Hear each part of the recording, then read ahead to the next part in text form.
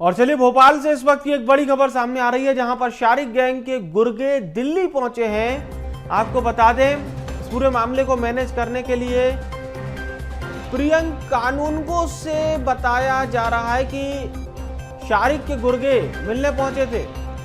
प्रियंक कानूनगो ने शारिक के गुर्गों को डांट कर भगा दिया। प्रियंक कानूनगो ने पुलिस से मामले की शिकायत की।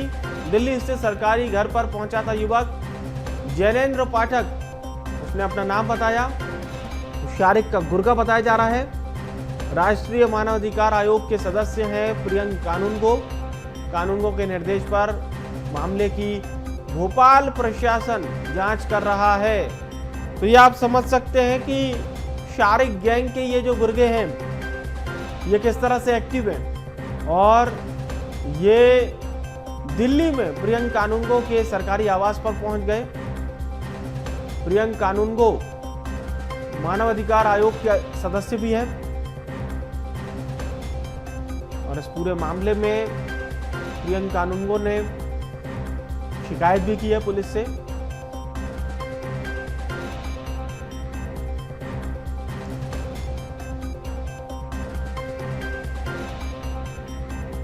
और आप समझ सकते हैं, देखिए ये किस तरह से मछली गैंग के ये जो गुर्गे हैं, इन्हें कोई डर नहीं है किसी भी प्रकार का। भोपाल से हमारे सहयोगी मनोज राठौर हमारे साथ लाइव जुड़ रहे हैं। मनोज जी, ये क्या मजाक बना रखा है मछली गैंग ने? मजाक इसलिए कह रहा हूं कि इन्हें कोई डर है कि नहीं है? भोपाल में ताबड़तोड़ कार्रवाई हो रही है, इनका आलीशान हवेली को जमींदोज कर दिया गया, लेकिन मछली गैंग के गुर्गे एक्टिव हैं, डर बिल्कुल भी नहीं है। प्रियंक कानूनगो के घर पहुंच गए, वो तो अच्छी बात रही कि प्रियंक कानूनगो ने पुलिस से कहा है कि भाई कार्रवाई कीजिए इस मामले में। मनोज जी। जी बिल्कुल, क्योंकि मामले में अभी तक शारिक मछली का नाम बार बार आ रहा है, लेकिन पुलिस ने 40 दिन के बाद भी, प्रशासन ने 40 दिन के बाद भी किसी तरीके की एफआईआर जो है इस पूरे मामले में दर्ज नहीं की। और इस बीच में लगातार जो शिकायत करता है उनको भी जान से मारने की धमकी दी जा रही है। इसके बारे में भी पुलिस में शिकायत की गई है। सोशल मीडिया पे समर्थन किया जा रहा है और जो समर्थक हैं वो लगातार जो पीड़ित हैं उनको धमकाने का काम कर रहे हैं।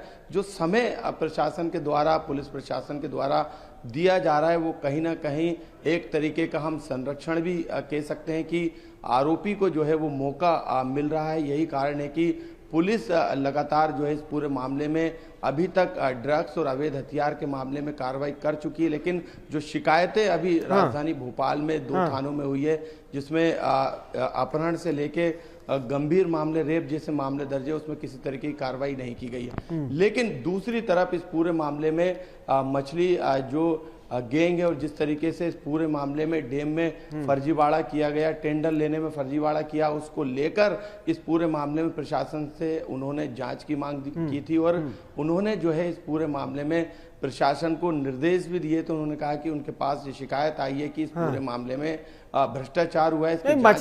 मछली के रसूख में सियासी और प्रशासनिक मिलीभगत के मामले तो सामने आए हैं और कहीं ना कहीं वो तस्वीरें भी मनोज जी सामने आई, लेकिन ये जो अब कंटेंट सामने आ रहे हैं ये बहुत सारे सवाल खड़े करते हैं। जी, जुड़ा हुआ है, शारिक मछली का काफी नुकसान हो चुका है। ये बात सुनकर, क्योंकि वो एक मिठाई का पैकेट भी लेकर आया था, हालांकि जब डांट कर प्रियंक कानूनगो ने उन्हें भगाया तो भागते समय वो घर के गेट पर, क्योंकि सरकारी निवास था दिल्ली का, गेट पे जो है वो मिठाई का जो बॉक्स था उसे भी छोड़कर जो युवक था वो वहां से फरार हो गया। जो कि शारिक का खुद को आदमी बता रहा था, प्रॉपर्टी में उसकी पार्टनरशिप की बात भी कह रहा था। एक तरीके से पूरे मामले को मैनेज करने के लिए वो दिल्ली गया था। अब पुलिस में, यानी दिल्ली पुलिस से उन्होंने शिकायत की और इस पूरे मामले में पुलिस जो है वो जांच में जुट गई है। आप सही कह रहे हैं, पुलिस मामले की जांच में जुट गई है, लेकिन बात वही है मनोज जी कि प्रशासनिक और सियासी गलबहियां इन लोगों की ऐसी थी कि ये भोपाल में राज कर रहे थे, जितना जमीन को कैप्चर करना है कर रहे थे, कोई कार्रवाई नहीं हो रही थी। जिसे मन किया उठा लिया, किडनैप कर लिया, जिसे मन किया धमका दिया। अब देखना होगा इस मामले में क्या कार्रवाई आगे होती है। आप हमारे साथ जुड़े, आपका धन्यवाद मनोज जी, शुक्रिया। तो प्रियंक कानूनगो के सरकारी आवास पर पहुंचना, वो भी दिल्ली स्थित सरकारी आवास पर पहुंचना, इस गुर्गे का जो खुद को शारिक गैंग का ये गुर्गा बताता है, और यहाँ पर इसने घुसने का प्रयास भी किया, इसे यहाँ से भगा दिया गया, ये रफू चक्कर हो गया यहाँ से। देखिए प्रियंक कानूनगो ने प्रियंक कानूनगो ने इसे बाकायदा सोशल मीडिया पर पोस्ट किया है।